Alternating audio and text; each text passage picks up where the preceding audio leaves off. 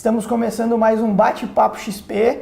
Então, toda semana a gente está trazendo uma personalidade, um gestor do mercado financeiro, para bater aquele papo informal, trazendo novas ideias, compartilhando boas experiências com a gente aqui. E hoje, mais uma vez, eu tenho a felicidade de fazer junto com meu amigo, companheiro de trabalho, Pedro Cesário. Perfeito. Murilo, muito obrigado aqui por mais essa oportunidade. Com certeza vai ser algo a agregar para todos os investidores.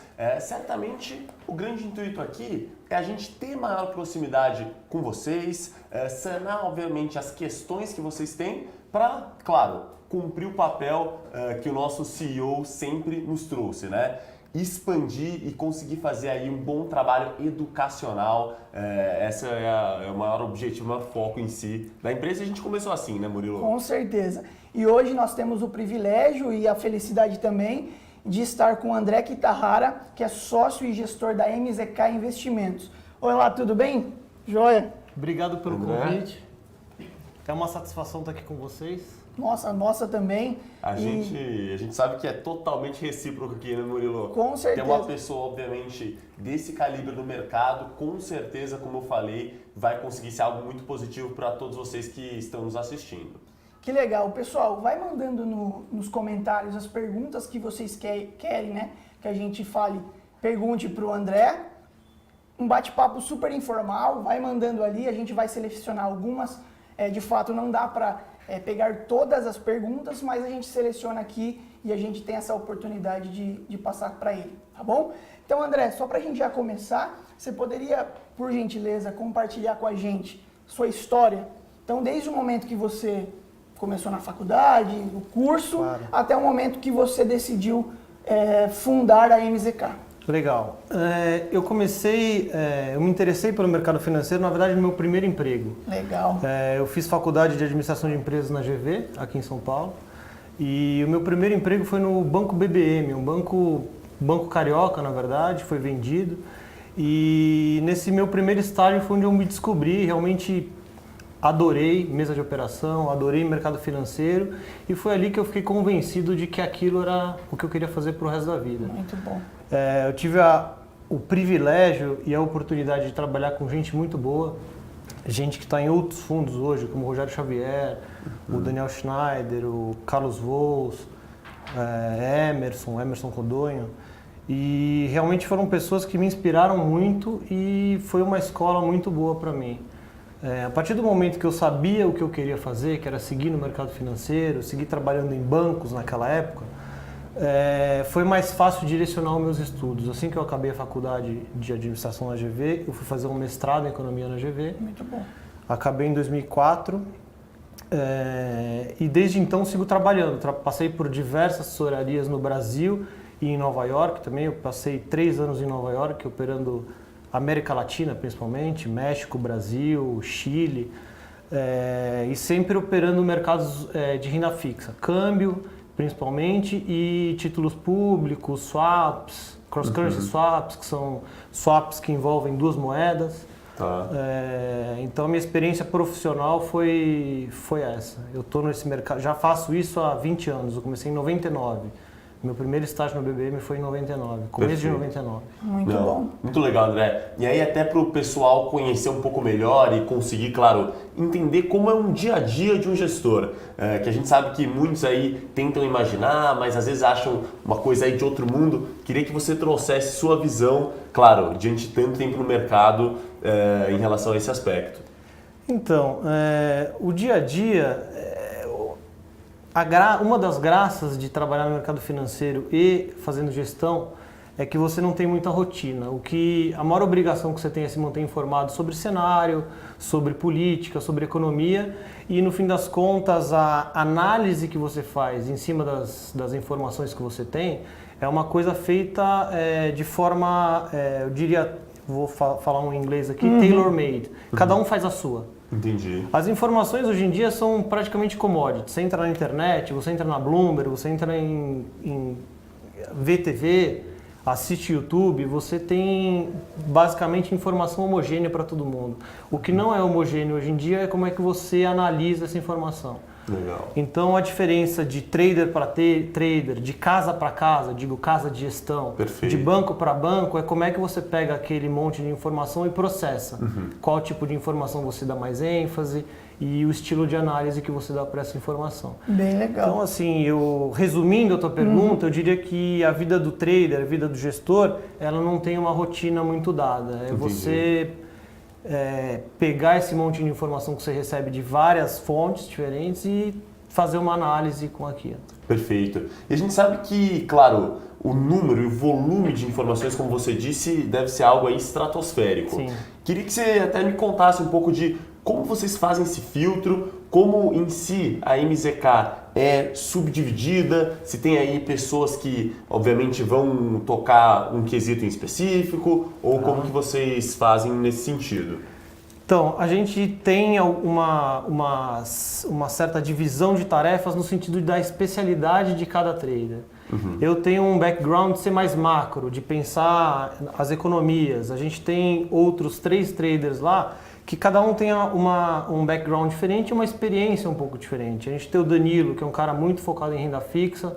A gente tem o Marco Mack, que é um cara muito focado em opções e principalmente opções de câmbio. E o Gustavo Menezes, que opera moedas.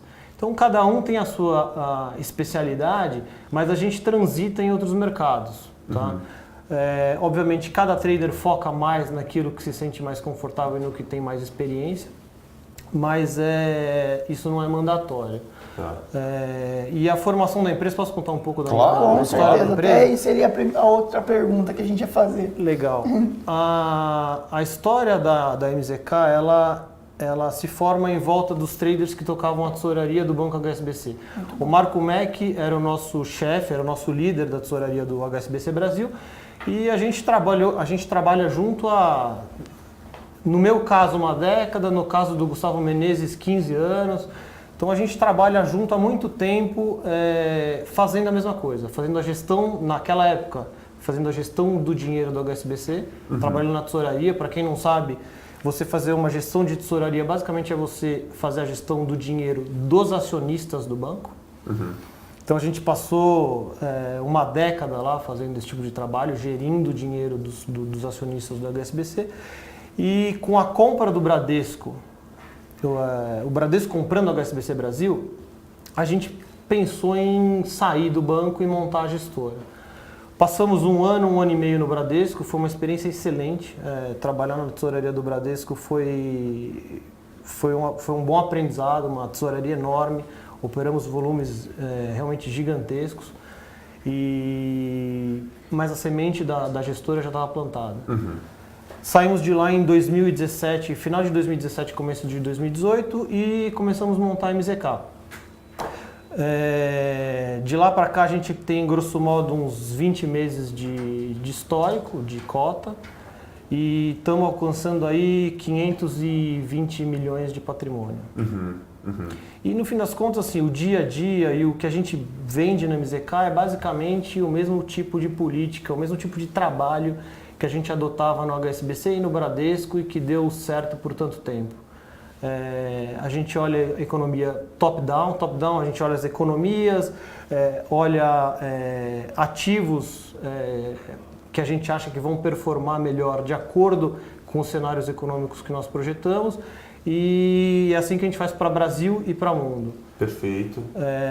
Uma outra característica bacana da MZK, que difere um pouco do que a média do mercado de gestoras, é que a gente é bastante ativo na gestão, no seguinte sentido: a gente entra e sai das posições com uma frequência muito alta. O resultado desse tipo de gestão é uma certa descorrelação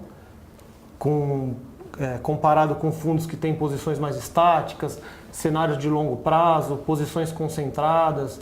A gente entra e sai muito das posições e a gente tende a a ter uma consistência, eu diria uma consistência um pouco maior. Uhum. E até em linha do que você vem falando, eu imagino que justamente por você ter essa flexibilidade maior em relação às suas posições, você trabalha com ativos aí um pouco mais líquidos, né? Sim. Quando comparado a outros fundos. Sim, não sei se isso procede ou... Sim, é verdade. A gente sempre opera ativos muito líquidos, a gente é mais concentrado em ativos locais, Tá. bolsa local, câmbio, dólar real. Cupom cambial é um pouco menos líquido, mas a gente é super expert nesse mercado. O mercado de pré, o mercado de inflação local, e a gente opera o mercado offshore também, mas a gente é mais concentrado nos mercados locais. Aqui. Perfeito. E aí, até justamente nessa mesma toada da gente analisar um pouco o âmbito macro também, a gente sabe, né, André, que a gente vem vivendo aí algumas oscilações fortes advindas do cenário internacional, né? Então, a gente tem, querendo ou não, guerra comercial entre Estados Unidos e China, que a gente pensou que ia se arrefecer um pouco, mas o Trump não cedeu, né? A gente tem também, claro, aqui mesmo na América Latina, chapa esquerdista da Cristina Kirchner retomando no poder. Se a gente olhar, por exemplo, países europeus, países asiáticos, eles trouxeram para a gente dados aí, seja dados setoriais, dados industriais, abaixo do que o mercado esperava. Ou seja, a gente vem vivendo aí uma instabilidade no cenário internacional. Claro, Brasil como um país emergente certamente vai sentir isso de um modo maior do que economias aí mais sólidas, mais robustas. Como que você avalia essa oscilação no cenário internacional e, claro, o impacto que isso pode não só trazer para o fundo, mas para o país também? Sim, vamos lá. Eu queria dividir em duas partes. A primeira parte é mercados desenvolvidos, né? A gente na MZK já teve mais medo de riscos advindos de mercados desenvolvidos.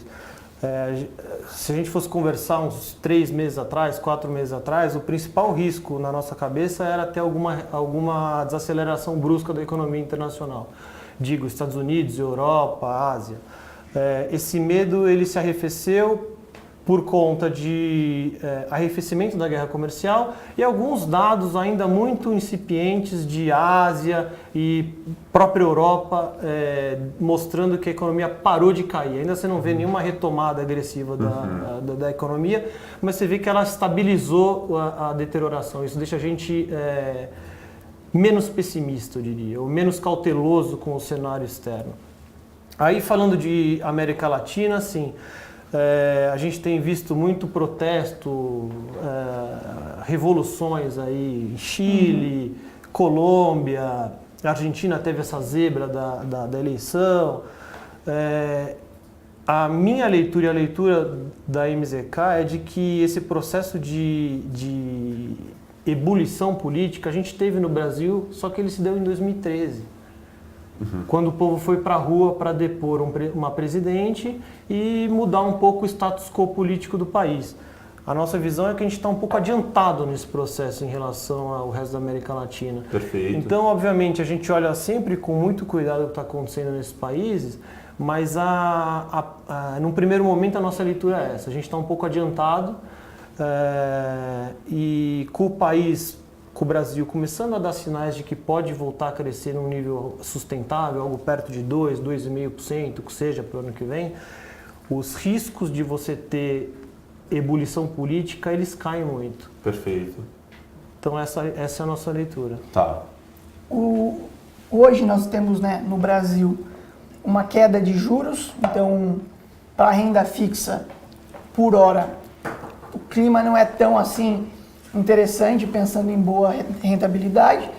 E quando a gente fala de renda variável hoje, tem todo aquele otimismo de bolsa, tanto para esse ano e para o ano que vem. Sim. Você como gestor de fundo, você acredita nesse otimismo na hora que você vai fazer a sua avaliação, análise, ou você coloca um pezinho para trás assim, calma, não é tão otimista assim? Assim, depende. Vamos de novo quebrar em partes. Na parte de renda fixa, a gente acredita sim que boa parte dessa queda dos juros da Selic ela é permanente. A gente tem um cenário por ano que vem de inflação muito tranquilo. Apesar de você ter um repique inflacionário no curto prazo aí para os próximos, eu diria, 3, 4 meses por conta de alimentos, principalmente. A gente acha que isso não vai ser capaz de contaminar os núcleos da inflação, ou seja, a gente não vê o Banco Central, a necessidade do Banco Central responder a esse repique inflacionário que a gente vai ver. Então a gente acha que os juros vão continuar baixos. Nesse sentido, para o investidor de renda fixa, para ele capturar algum prêmio, ele vai ser obrigado a alongar as posições que ele tem. Na parte de bolsa, a bolsa a gente vê muito como um play de crescimento, um play de aumento de lucro das empresas. E assim, queira ou não queira, o ambiente de crescimento econômico é muito propício para as empresas faturarem mais e lucrar mais. Então, nesse sentido, a gente é bastante otimista, sim. Legal. Eu diria que hoje uma das principais posições do MZK é comprada na Bolsa Brasileira. E eu acho que o Brasil que dá certo, o ativo vai ser a Bolsa. Legal. Já pegando esse gancho do fundo da MZK, você poderia comentar sobre os instrumentos que você tem lá, do MZK Dinâmico ou de outros que você tenha? Tá. Contar um pouquinho sobre o fundo. Sim. Bom, como eu já falei, a gente dá ênfase para a economia brasileira, a gente é especialista em economia brasileira, então a gente opera, grande parte do nosso risco ele está em ativos locais, sejam eles renda fixa local, os DIs da BMF, NTNBs, quando a gente quer operar a inflação, o índice Ibovespa, ou o índice de small caps brasileiro, e o câmbio, o dólar futuro, o cupom cambial, esses são os principais ativos que a gente opera locais. Tá. E lá fora não muito diferente, a gente opera os principais ativos, os principais índices de bolsa lá fora, S&P 500, bolsas europeias, a gente pode operar os índices de bolsas asiáticos, renda fixa também, os principais bonds europeus, bonde soberano americano, sempre os bondes soberanos, né? A gente não opera crédito, e as principais moedas do mundo, eu diria aí G10. Entendi. São os principais ativos que a gente acessa. Não, muito legal. Acho que até é importante a gente aproveitar, né, André, sua presença aqui, até como especialista em macro da casa, né, para ter uma noção em relação ao panorama de crescimento do Brasil. Então a gente sabe aí, como você falou, que o lucro das empresas em geral vem subindo muito. A gente teve aí até uma estrutura mais enxuta de custos das empresas, óbvio, para enfrentar um cenário mais difícil. Sim. E isso faz com que, evidentemente, elas consigam aí no momento mais propício gerarem mais lucro. Isso daí é algo que a gente enxerga, né? Mas eu queria fazer uma pergunta diferente para você. Como que será que o Brasil vai fazer e quais são as medidas que a gente tem que tomar para conseguir ter um crescimento sustentável? Então, assim, será que você enxerga algum gargalo maior? Eu não sei se infraestrutura ou se algum termo político. Educação. Exato. Em termos globais, para a gente conseguir um crescimento sustentável. Sim, realmente, tem vários gargalos. Agora, o que eu acho que a gente está vendo na atualidade que é sem precedentes e que eu acho que propicia crescimento de longo prazo sustentável é essa troca dentro da economia de tirar um pouco do setor público da economia e colocar um pouco mais do setor privado na economia. Tá. Isso é uma coisa que eu, em 20 anos de mercado, eu nunca vi. E eu acho que os efeitos disso são muito positivos para o país, para aumento de produtividade, para atração de investimento. Eu acho que isso é uma coisa que a gente nem começou a colher os frutos ainda. Os frutos que a gente tem visto agora é a dificuldade dessa troca, né? Você tirou o Estado muito rápido da economia e você está colocando o setor privado de uma forma mais lenta. Eu acho que isso foi um dos fatores preponderantes para essas decepções de crescimento que a gente teve nos últimos 2, 3 anos, além de choques, etc. Agora, no longo prazo, eu acho que isso vai ser super positivo, porque você tira o Estado, que é pouco produtivo, e você coloca o setor privado, que consegue alocar recursos de uma forma muito mais eficiente do que o Estado. E essa parte, a gente nem começou a colher os frutos ainda. Esse é um dos pontos, esse é um dos alicerces de otimismo que a gente tem. Legal.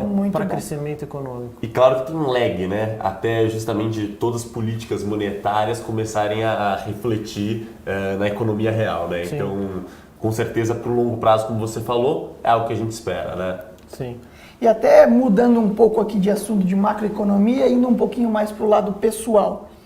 Primeiro, existe um significado de MZK, investimentos? Sim, existe. MZK, na verdade, é uma composição dos nomes dos sócios fundadores. O K sou eu, Kitahara, o M são 3, que é o Marco Antônio Mack, que era o nosso líder lá na HSBC, o Gustavo Menezes e o Danilo Macari. E o Z, que está aqui com a gente hoje, é o Ronaldo Zanin, ele cuida de toda a parte não gestão. Fora gestão, o Zanin que é o... Relações é o com cara, investidores. É isso aí. Que legal. Legal. E até indo aí mais específico da figura do gestor, tá, André? Vamos fazer um bate-bola de pergunta em si em relação a você. Tá bom. Um livro que você gosta e um livro que você Olha, recomenda. são tantos. Esse ano eu li muito livro, mas eu vou te falar, assim, não tem um predileto, pelo menos dos últimos que eu li. Eu vou te falar o último que eu tô lendo, é o Mastering the Cycle, do Howard Marks. Tá.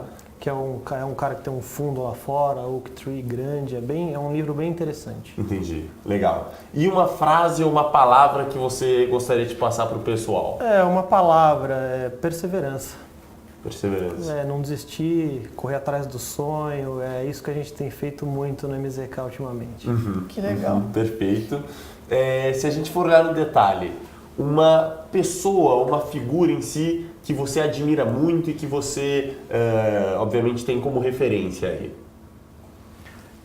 Um exemplo de perseverança e um cara que eu gosto muito, já li muitas biografias a respeito, é o Winston Churchill, um cara que é um exemplo de perseverança. Winston Churchill? Por que ele em algum aspecto específico? Ele foi um político relegado, um político, eu diria, cheio de fracassos na carreira durante muito tempo.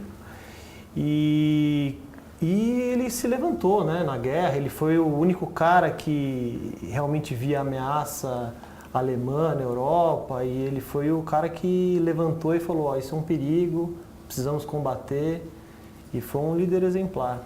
Além de perseverança, então, ele também tinha esse Era um insight pouco visionário, político, né? Era um pouco visionário. Perfeito.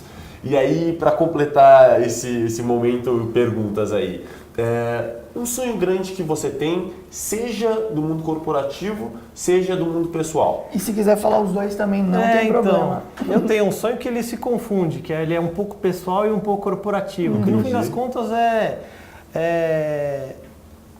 fazer a MZK ser um business super perene, assim, criar uma cultura legal. A gente tem feito um trabalho super interessante, super estimulante dentro da MZK, e o meu sonho é tornar ela uma empresa perene. Muito bom. E entrando nessa parte mais pessoal, para o pessoal que está de casa, que tem essa figura do gestor como uma referência, acaba também não entendendo muito, você consegue dividir parte profissional com a vida pessoal, ter um equilíbrio? Sei que equilíbrio é uma coisa difícil de ter, assim, mas você tenta. Olha, hobby. Murilo, eu tenho vários hobbies, mas o que eu acho muito importante, na minha opinião, o que é o mais importante é você fazer uma coisa que você realmente ama, que se você não tiver muito gosto pelo aquilo que você faz, você não consegue ser bom. Então isso é o mais importante. Aí o equilíbrio entre vida pessoal e profissional, acho que elas tornam até mais fácil, uma vez que você gosta muito do que você faz. Então, assim, eu não tenho problema nenhum com conciliar minha família e o trabalho, e tenho vários hobbies. Adoro ler biografias, adoro viajar, andar de bicicleta. Também estou começando a lutar jiu-jitsu com meu filho. Lutar jiu-jitsu também. Entendi. Eu falo isso porque em outra oportunidade a gente também teve isso como hobby de gestor, e você já está desenvolvendo aí jiu-jitsu também. Sim, eu lutei judô quando era criança. Legal. E retomei agora para levar meu filho para o esporte. Acabei indo junto, né? Uma forma de motivar. Claro. Isso é muito claro. bom. E tô gostando, talvez eu esteja gostando mais que ele. Ah, entendi. Ele que tem que se adaptar aí ao seu gosto. Entendi. Já é faixa preta no jiu-jitsu. Imagina, faixa branca. Faixa branca ainda tá ali Começando, incipiente. tô É mais fácil o filho dele sair e ele ficar no Eu jiu-jitsu tô agora. achando. Não, legal. Mas que legal. O bate-papo foi muito legal. Só para finalizar aqui, pessoal, até seria interessante você falar das redes sociais Quem não conhece e quer se aprofundar, você falar um pouquinho. A gente está no LinkedIn, a gente está no Instagram, a gente está no Twitter. Eu tenho a minha conta pessoal no Twitter também. Eu costumo postar os principais acontecimentos econômicos, ou a nossa leitura a respeito de alguns dados econômicos. Quem quiser seguir, a gente tem podcasts também. Muito bom. No Spotify. Muito bom mesmo. Perfeito. Eu acho que, como o Murilo falou, queria agradecer muito a presença de todos. Obviamente, a gente tentou aí pegar as principais perguntas e também unir as nossas perguntas para fazer para o André. Com certeza, o grande intuito é ter essa proximidade, como eu falei, e a gente quer fazer com que a live cresça cada vez mais para, claro, ser algo positivo e algo bom para todo mundo. Agradeço muitíssimo tanto o Murilo como o André. Muitíssimo obrigado pela presença. Com certeza agregou muito para todo mundo, viu, André? Obrigado, foi um prazer.